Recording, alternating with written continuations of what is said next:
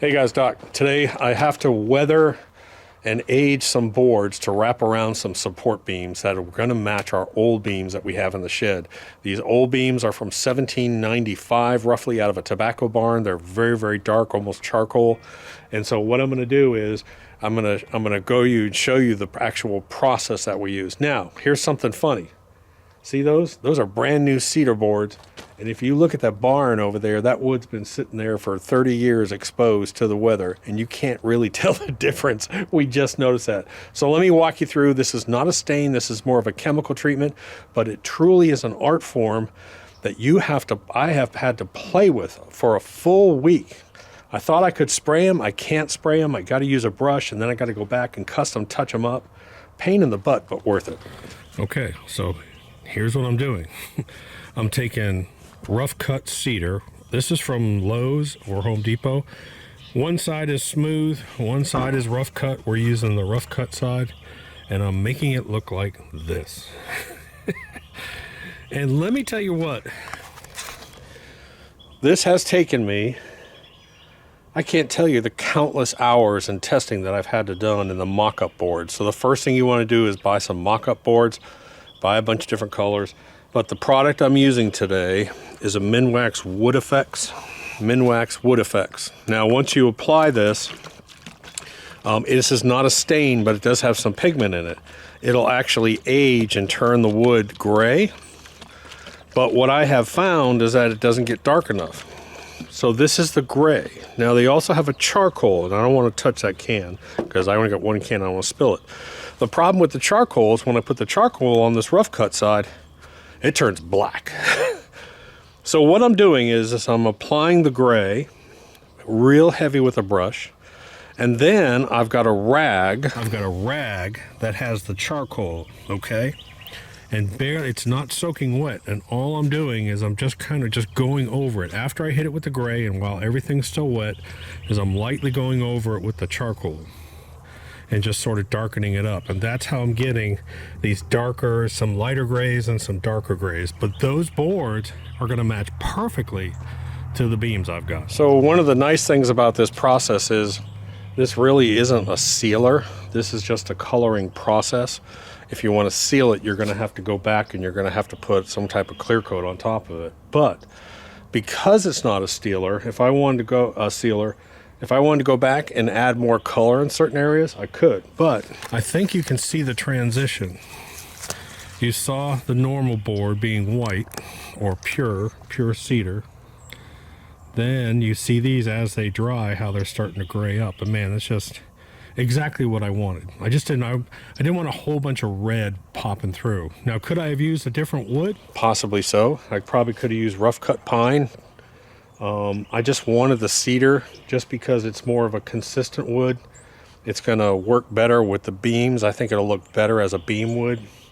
The pine has a tendency to be real knotty and it splits a lot. This has a lot of oils in it and it'll handle real well. Like Austin's got to go in and scribe some of this, so I think the cedar will perform better on all the little work he has to do with it. So again, this is Minwax Wood Effects. The Minwax Wood Effects. This is the gray. And when you put the gray on, you are actually going to gray down your board. The charcoal, I'm warning you, do not buy the charcoal unless you want to go really, really, really dark, as it is almost black. They make other colors too, but this is just coming out just absolutely perfect, just what I wanted.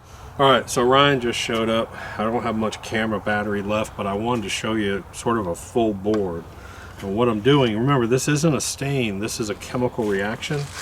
So I'm putting it on really heavy and letting it puddle.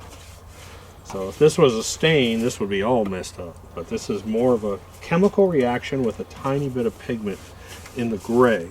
Now when I put the charcoal on, you're gonna see the charcoal is almost black. You gotta be really careful.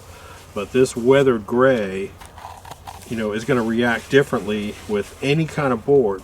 The cedar has a lot of resin in it, and you can almost see this stuff kind of fights to get into it. So I really got to sort of scrub it into it, put it on heavy.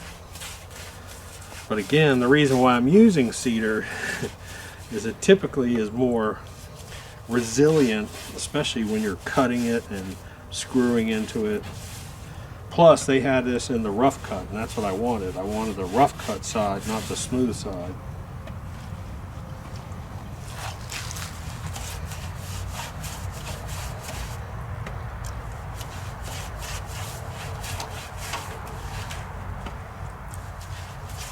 What I'm going to do now that I'm done, I am just going to let it sit here and let that chemical react, probably for about 5 minutes or so, 3 to 5 minutes. And then I'm going to come back with a rag with the charcoal, and I'm going to throw in some more pigment to actually give it that darker gray color that I'm looking for. All right, so I'm just going to let it sit. I'm going to show you the different stages of how this stuff, as time goes by, as it dries, what it looks like. So these are the oldest boards. Let me get out of the sun so you can see them here. These are the oldest boards, really gray, as you can see. And then these boards, this has just been done. It still has that red tone, but as it dries, you can see what happens.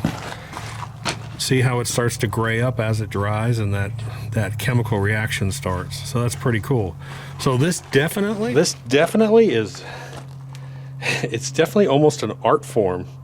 You almost have to play with it and then do it in stages and let it dry and then go back and sort of get, okay, I want a little bit darker, and add a little more pigment with the charcoal, whatever you want to do. So I don't want them gray. I almost want a tiny bit of red, some blacks and some grays, just like those timbers. Okay, so now what I'm going to do, before I forget, I'm getting a little saturated spot. I'm going to do an edge because I don't want the edge to be natural looking.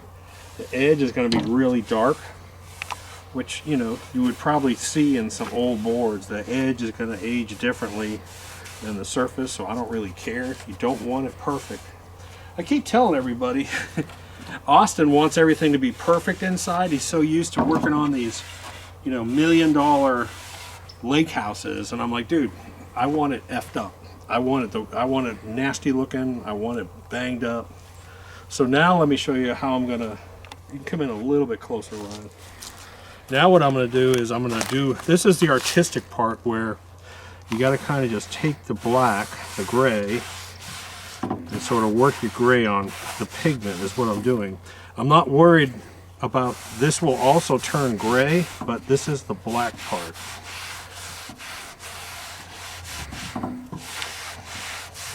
And you can see that definite color tone difference.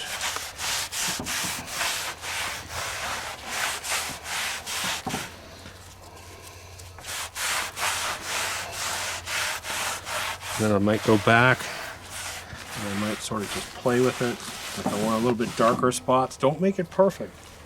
You know, that's, if you look at the beams, when you see those old historic beams that I have, they're all messed up. They're all different colors, they're all different shades. And that's kind of what I'm trying to do here. I'm not trying to make salvage boards, I'm just trying to get the color tones so we don't have orange and red in the kitchen and then charcoal in the other rooms. I'm going to go back and put a little more on there. And you can see how it's really starting to darken up now. But if I put this on with a brush, this will be black. I'm just telling you, I've done it. I know. You got to go by with a. You got to go by with a rag and just sort of play with it. That's it. The blacks will stay blacks. They get a little charcoal, and the rest of it will turn light gray. It's perfect. All right. So, what did you just say? I said it looks like you took the boards, a normal cedar board, and left it out for like 2 years in the rain and in the weather, and it just naturally turned gray, in a good way, a little bit beat up. And you were surprised.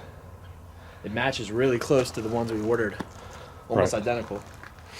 That's what we're looking for. Again, I could come back, you know, if I wanted to put wormholes in them and bang them up, that's not what I'm looking for. All I'm looking for is color tone, because these are going to be wrapped around those LVL orange beams that are inside. And the orange beams look like thick plywood or something. They're support beams.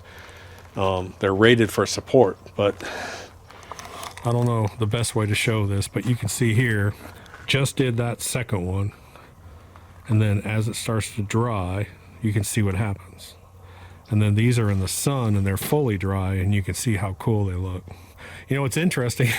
I didn't even realize this. Look at how well they match the barn. That's been sitting there for 20 years. Yeah, I know. It literally looks just like the wood It in the looks background. just like the wood that's on that barn that's been sitting there exposed for 15, 20 years. That's funny. I didn't even notice that, dude. Can you, you see could- it on the camera? Yeah, I think you can. I think you can tell really that does look just if you were to like put those boards up here, you would never know that they weren't sitting there for 20 years. That is so cool. I just realized that. That is so cool. So anyways, guys, hit that subscribe button. I can't take you into the house today because every single inch of that house is covered with plastic because they're in there spraying all the shiplap, they're spraying walls, they're painting trim. So I can't even take you down to the house today, but I'll show you how nice these come out. Hit subscribe. Talk to you later. Doc.